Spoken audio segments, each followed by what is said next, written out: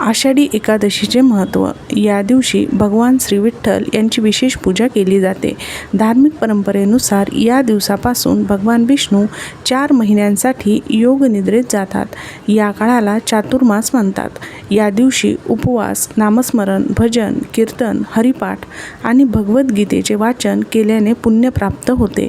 महाराष्ट्रातील लाखो वारकरी पायी वारी करून पंढरपूरला जाऊन श्री विठ्ठलाचे दर्शन घेतात.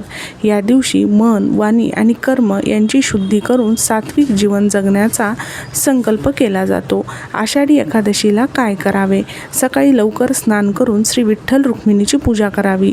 ओम नमो भगवते वासुदेवाय किंवा श्रीराम जय राम जय जय राम या मंत्राचा जप करावा.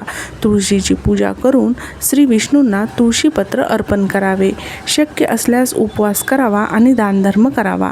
संध्याकाळी दीपदान करून हरिनाम संकीर्तन करावे. आषाढी एकादशीचा मुख्य संदेश म्हणजे भक्ती, संयम, सेवा आणि भगवान श्री विठ्ठलावरील अखंड श्रद्धा.